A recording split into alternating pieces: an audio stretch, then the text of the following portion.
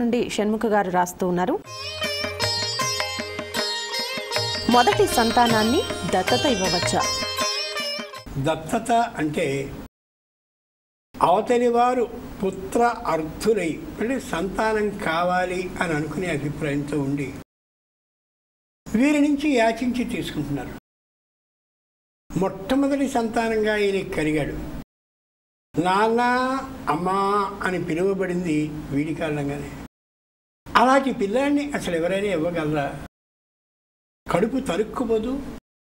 బలవంతాన భార్యని శాసించి ఇచ్చేయాల్సిందే అని కానీ అన్నట్టయితే భార్య మానసికంగా తీవ్రంగా దుఃఖించి తీరుతుంది. ఆ దుఃఖం ఏదైతే స్త్రీ నుంచి వస్తుందో, స్త్రీ అంటే భార్య, ఆ భార్య నుండి వచ్చేటటువంటి మానసిక అనుతాపం దుఃఖం ఎవరైతే దత్తతని తీసుకున్నారో వాళ్ళకి ఆనందాన్ని కలిగించాలి. ఒకే యథార్థాన్ని గమనించాలి. మనిషి ఎంత గొప్పవాడు అని వేదం చెప్తుందంటే, ఇంట్లో ఏదో నాన్న ఓ పెళ్లి సంబంధం చూడడం కోసం బయలుదేరుతుంటే ఈ సంబంధం కాకుండా ఉంటే బాగుండు, కాకుండా ఉంటే బాగుండు, కాకుండా ఉంటే బాగుండు అని ఇంట్లో పిల్లగాని అనుకున్నట్టయితే ఖచ్చితంగా అక్కడ తేడా వచ్చి తీరు.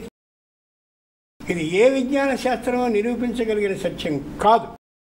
వ్యక్తి యొక్క హృదయానికి మించినటువంటిది మరొకటి లేదు. అంచేత సంపూర్ణమైనటువంటి ఇష్టంతో కానీ వెళుతూ ఉంటే, పంపిస్తూ ఉంటే అన్ని పనులు జరుగుతాయి. ఈ తల్లి విపరీతమైన దుఃఖాన్ని పొందుతూ అయ్యో ఈ పిల్లవాడిని బలవంతంగా ఇవ్వాల్సి వస్తుంది అని అనుకుంటుంది. కాబట్టి నిశ్చయంగా ఆ దత్తత ఫలించదు, అవతల వాళ్ళకి కలిసి రాదు. ఖచ్చితంగా ప్రథమ సంతానాన్ని ఈయనే కూడదు. రెండవ కారణం ఏంటంటే, ఆ మొదటి సంతానం ఎవరైతే ఉన్నారో వాడికి ఈ శిరస్సుకి సంబంధించినటువంటి కపాల మోక్షానికి, చితికి అదే నిప్పు పెట్టగలిగినటువంటి అవకాశం, అదృష్టం తండ్రికి ఇదిగో వీడి ద్వారా లభిస్తుంది.